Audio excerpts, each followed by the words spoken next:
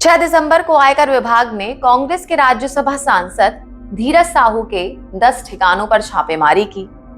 ये जो छापेमारी है ये झारखंड, उड़ीसा और पश्चिम बंगाल में की गई और इस पूरे छापेमारी में 300 करोड़ रुपए से ज्यादा का कैश बरामद हुआ। अब इतने सारे नोटों के बंडल जब आपने देखे होंगे तो मन में कहीं ना कहीं आपके सवाल जरूर उठा होगा कि आखिर भाई इतने सारे पैसों का होगा क्या। तो आज की इस वीडियो में आप ये जानेंगे कि इनकम टैक्स, ईडी और सीबीआई जैसी जो जांच एजेंसियां होती हैं वो जो पैसे जब्त करती हैं तो उसका आखिर क्या होता है। इसलिए इस वीडियो को आप लास्ट तक जरूर देखें और हाँ, अगर आपको मेरी ये वीडियो पसंद आए तो लाइक, कमेंट और शेयर आप जरूर कीजिएगा। नमस्कार दोस्तों, मैं हूं नीतू शम्मी राठौर। देखिए, ईडी, सीबीआई और आयकर विभाग को money laundering, income tax fraud या फिर किसी दूसरे आपराधिक गतिविधियों में जांच करने, पूछताछ करने, छापेमारी करने और चल अचल संपत्तियों को जब्त करने का अधिकार होता है। ये जो एजेंसियां हैं ये जब्त पैसों को अपनी कस्टडी भी ले लेती हैं और फिर अदालत के आदेश से या तो उस पैसे को आरोपी को वापस कर दिया जाता है या फिर वो सरकार की संपत्ति बन जाता है। अब देखिए, जब आयकर विभाग या फिर जो दूसरी जांच एजेंसियां हैं ये जांच के लिए कहीं भी छापेमारी जब करने जाती हैं तो उसके दो हिस्से होते हैं। पहला जो पार्ट है वो है गिरफ्तारी और पूछताछ, दूसरा है सबूत इकट्ठा करना। तो जो जांच एजेंसियां हैं जो कि छापे मारती हैं वो अलग अलग सूचनाओं पर बेस्ड होते हैं। तो देखिए, ऐसे में ये कोई ज़रूरी नहीं है कि कोई आरोपी है तो उसके यहाँ पर एक ही बार में छापा मारा जाए, बल्कि ये जो छापेमारी है ये कई सारे चरणों में हो सकती है। सभी जांच एजेंसियों को पैसा और सामान जब्त करने के कानूनी अधिकार मिले हुए हैं। अगर इनकम टैक्स डिपार्टमेंट, जिसे आयकर विभाग कहते हैं, तो जब आयकर विभाग को छापेमारी के दौरान पैसा या फिर दूसरा सामान मिलता है तो उसे इनकम टैक्स एक्ट के तहत जब्त कर लिया जाता है। और इसी तरह ईडी जैसी जो दूसरी जांच एजेंसियां हैं वो prevention of money and laundering act 2002 और कस्टम एक्ट के तहत पैसे और सामान को जब्त कर सकती हैं। जांच एजेंसियों को जब्त सामान को माल खाने या फिर भंडार घर में जमा करने का अधिकार होता है। छापेमारी में जब्त की गई सभी चीजों का एक पंचनामा बनाया जाता है।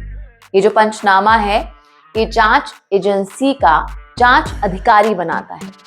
ये जो पंचनामा तैयार होता है इस पंचनामे पर 2 स्वतंत्र गवाहों के हस्ताक्षर होते हैं और साथ ही साथ जिस व्यक्ति का सामान जब्त होता है उसके भी उस पर हस्ताक्षर होते हैं। जब पंचनामा बन जाता है तो जो जब्त किया गया सामान है वो केस प्रॉपर्टी बन जाता है। जो पंचनामा बनता है उसमें इस बात का जिक्र होता है कि कुल कितने पैसे आखिर छापेमारी में बरामद हुए, कितनी उसमें गड्डियां हैं, कितने 100 के, कितने 200 के, कितने 500 के या फिर दूसरे नोट हैं।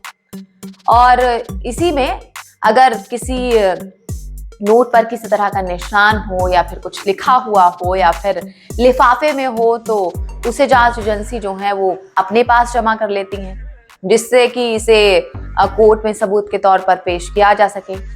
बाकी के जो पैसे होते हैं उन पैसों को बैंकों में जमा कर दिया जाता है। ये जो जांच एजेंसियां हैं ये जब्त किए गए पैसों को रिजर्व बैंक ऑफ इंडिया या फिर स्टेट बैंक ऑफ इंडिया में केंद्र सरकार के खाते में जमा कर देती हैं। कई बार क्या होता है कि कुछ पैसों को रखने की जरूरत होती है तो उसे जांच एजेंसी इंटरनल ऑर्डर से जब तक केस की सुनवाई पूरी नहीं हो जाती तब तक वो अपने पास रखती हैं। अब कई बार ऐसा भी होता है कि आयकर या फिर दूसरी जांच एजेंसी जिस संपत्ति को अटैच करती हैं उस मामले की जब तक अदालत में सुनवाई जारी रहती है, उस सुनवाई के जारी रहने के दौरान जो आरोपी होता है उस संपत्ति का वो उपयोग कर सकता है। अब मैं आपको उदाहरण के तौर पर बता दूं कि 2018 में ईडी ने पूर्व वित्त मंत्री पी चिदम्बरम के दिल्ली में स्थित जोरबाग के बंगले पर 50% जो उनके बंगले का हिस्सा था वो अटैच कर दिया था। लेकिन फिर भी उस प्रॉपर्टी को खाली करने का कोर्ट का नोटिस मिलने तक उनका जो परिवार था वो वहाँ पर रह रहा था। चिदम्बरम के बेटे कीर्ति ने इस नोटिस के खिलाफ भी कानूनी राहत ले ली थी। अब एक और बात है, जो कमर्शियल प्रतिष्ठान आयकर विभाग के प्रॉपर्टी अटैच किए जाने के बाद भी बंद नहीं होते हैं, जैसे कि दुकानें हो गई, मॉल हो गई, या फिर रेस्टोरेंट हो गए, या फिर होटल्स हो गए, इस तरह के जो कमर्शियल प्रॉपर्टीज हैं वो भले ही उन्हें आयकर विभाग ने अटैच कर दिया हो, लेकिन बावजूद इसके जब तक कि अदालत का फैसला नहीं आ जाता तब तक उनको अपना काम जारी रखने का आदेश होता है, यानी कि वो काम कर सकते हैं। लेकिन जो गहने हो गए, कैश हो गया, प्रॉपर्टी, ये जो जब्त किए गए सामान पर आखिरी फैसला है ये कोर्ट करती है।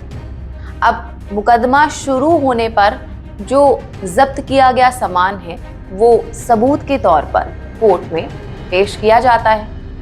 अगर अदालत जब्ती का आदेश दे देती है तो फिर पूरी की पूरी जो संपत्ति है उस पर सरकार का कब्जा हो जाता है।